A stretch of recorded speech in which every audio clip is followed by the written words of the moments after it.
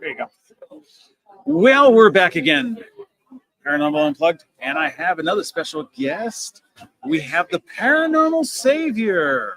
Here, There he is. He's from Jersey. on your screen. Yep, there he is. You watch.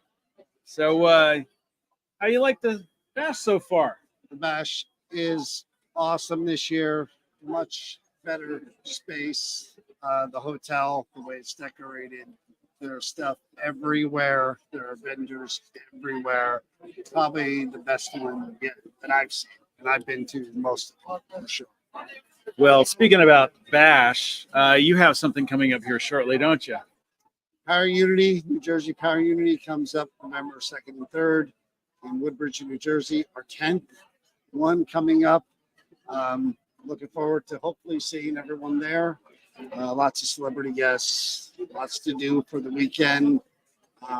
Still affordable.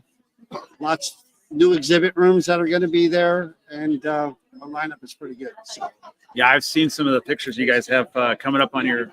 What's coming up on the at your? Yeah, my brain's gone today. So hey, how are you enjoying the podcast experience? You guys have been doing this for. This is our 15th, I think we got going on. It's going pretty good. You know, I got Captain Chaos that I deal with all the time. That would be Steve. Yes. I mean, he's over your shoulder back behind you there. He's a little stiff today, but you know, it's been doing pretty good. I He's think actually saying a lot more intelligent things. That's his best. So I know you got your troublemaker with you too. So I mean, you know, we both have that same problem going on. We have trouble. Well, I watch you guys when you come on. You know that, and I don't know how you manage 4 people, 5 people when you have Jim on. How does that dynamic work? It's very interesting. Steve's always telling me I don't have enough to talk about, and I look at him and I say, you know what, I got to let everybody talk. You know, and I try to just kind of intervene and get things going. Is there subject matter? Do you guys go in prepared? Do you have a list of? Sometimes we do. Sometimes we just wing it. I'll pull things out of thin air and just throw things out there, and they just kind of look at. Who do you think's the best at doing that? Throwing things at just winging it. Winging it. I think I'm good at winging it. Steve gets some weird things going on sometimes. He's something else. You never know what's going to come out of his mouth.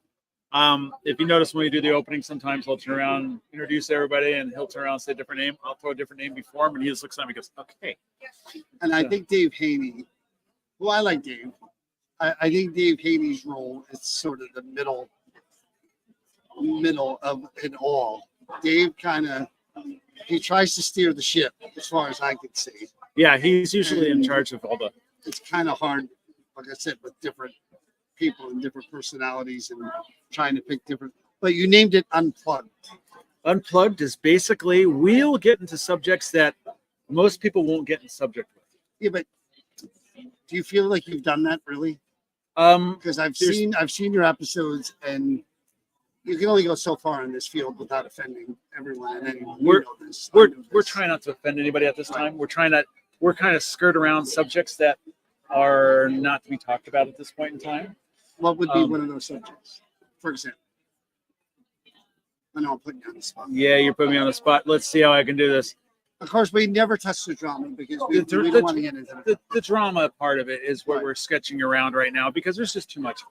There's too many things out there going on, and there's not necessary for it. But when we do unplug stuff, basically it's like things fouling up. You'll see me when I'll turn around and have something cut through and have something else go on besides it's supposed to. Because I'm still learning this part of it, the keyboard part of it, all that stuff. You would control. Steve controls all that, all the soundboards. I control this now once Dave's not here, and so I'm getting used to all the going back and forth in commercials and everything else. But Unplugged, we'll go to different places. So Unplugged, we go to different places. You've seen where we went, like to the Aller House. We went to the Crispy Biscuit restaurant, stuff like that. If we have a really good internet, we have no problem going and doing a podcast. How mobile can you have your setup so you're confined to the space? Could you potentially do a live investigation with? We actually did. Oh, you did? We did at the Aller House. I actually have, where you can bring a guest onto your podcast. you can actually send it to their phone, and as long as they have internet connection, you can have them walk around and do that. Matter of fact, I was going to do that probably later today or tomorrow. I'll probably do that.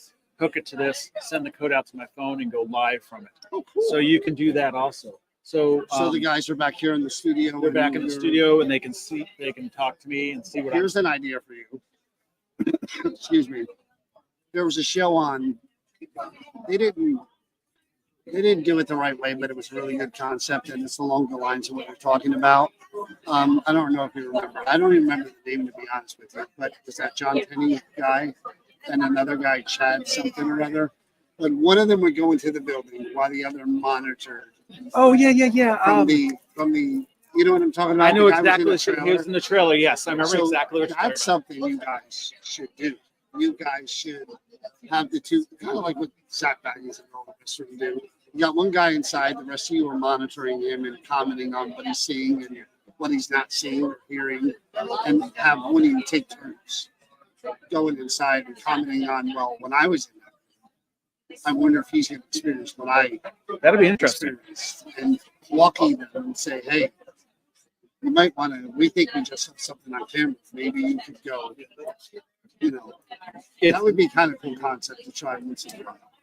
I think that would. I like that. Would, Copyrighted by New Jersey Paranormal. If it's stolen, I sue everyone. I'm kidding. that sounds like a good idea. I think that'd be pretty interesting to do. I mean, it's But something even different. the interviews. Yeah, You've interviewed, I saw the medium. Yes. She's a friend of yours. Yes, she's actually here. Oh, is she? She's actually here. Do you enjoy the interviews more than you enjoy the banter between you all? I sometimes have to reel in the banter because I can go off the deep end with Steve. We can really go down the deep end with him. So you never know what's going to come out of my mouth or his mouth. So he likes to. Do you know who my partner is? I know who your partner is. That's why I said we both have Thank you. the trouble. I mean, Steve. Ever since I met with Steve and stuff, we got a really good melt of it. It's a good rapport. It's a very good rapport, and we work really well together. And it's been pretty cool. So it's kind of like having another older brother. Yeah. He is older. So, Similar personalities, similar senses of humor, Oh yeah, similar opinions. 12-year-old boys. There's nothing wrong with that. I mean, you're talking to a guy with an Abe Lincoln hat on right now and sunglasses. So, I mean, but again, when you do this stuff, and you guys have been doing it a little while now, like I said, the dynamic between two of us, Chris and I, luckily she lets me do all the blabbing like I do now. But I wonder again how between the four of you, is there ever a time where you finish where Jim or Dave or anybody else will say, "What?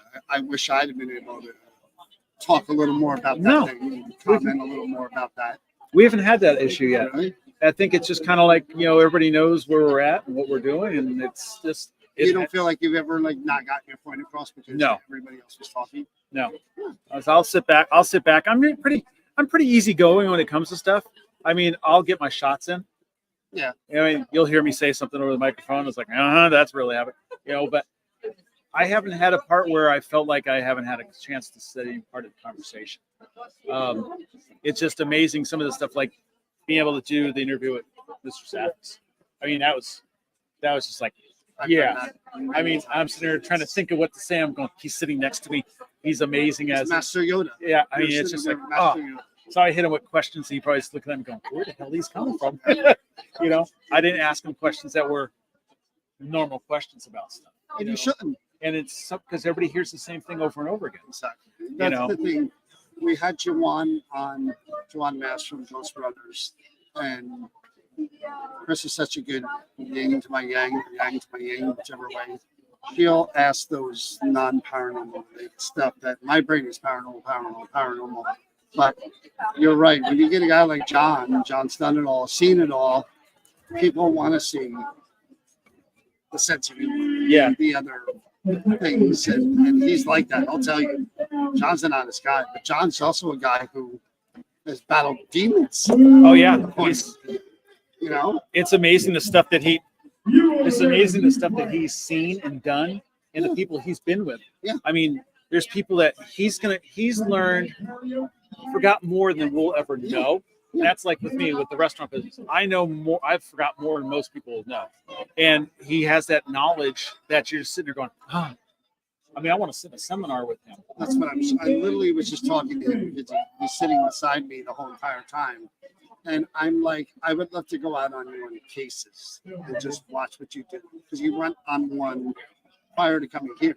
Yeah, that's what he told me. He told me about that. Yeah, we talked about that. I would love to just watch the process of, again, a guy like him who you name, he's done it. There's things that you and I at our age aren't going to do that he's done 20, 30, 40, 50 times. Exactly. I mean, it's just amazing the stuff that he's been able to do and what he's And able he to doesn't see. get the respect and the acknowledgement that he deserves as, you know, the TV people get, the Zach Baggins and this one and that one. John is a pioneer. Yeah. You know? If it wasn't for him, some of this, we were discussing that today. We're saying, you know, the first experience I had of seeing paranormal stuff, besides witnessing stuff when I was younger on TV, was That's Incredible, In Search Of, Yeah. stuff like that. Most of these kids don't even see that, don't even know what it's about, Yeah. have no idea.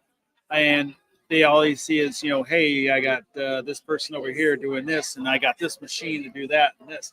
They didn't have that stuff. They had to feel it by tape recorder, Reel to reel. reel to reels. You know, Knock if you're here. Knock once, knock Yeah. twice. I mean, you didn't have the stuff that you can turn around and put it up, touch that. That's what I like about him most. And him and I have talked about this a bunch of times.